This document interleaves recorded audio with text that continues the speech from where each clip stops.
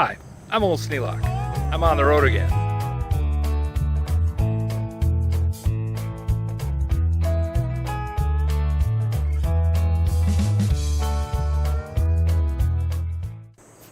I'm on my way down to Jared's to pick up my wife's ring, and they don't open till 11, and the restore opens at 10, so I drove down the street half a block and went inside to see what they had.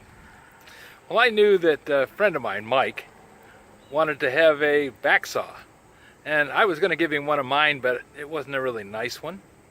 So when I saw this one sitting on the shelf, I said, yeah, this will work. Good shape, nice teeth. I think it's a good deal.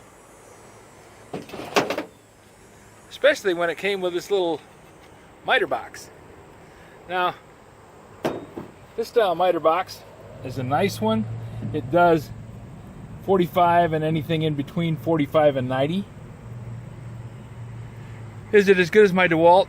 No, it's not. But for what it does a really good job. The reason it works so well is this guide actually guides based on the blade and the back. It doesn't have a slot where the teeth go down in it and chop away the slot. It actually has this, which works against the blade. With a little paste wax, it'll cut a long time and do a good repeatable job. Has a little scale on top so you can set the degrees of angle, and it's a good deal for what it is.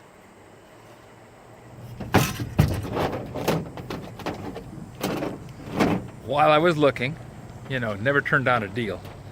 This is a nice little engraver. Now these Wens are terribly loud. They just vibrate like the dickens because that's what they do. It's an engraver. So a little tip on it, a little carbide embedded tip.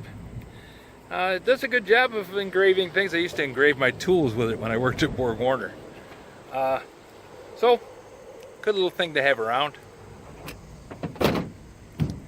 Altogether, I got $8 in the whole thing, so not a bad deal.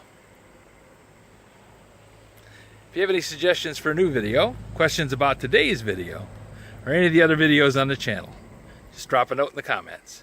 I read them all. Thanks for watching.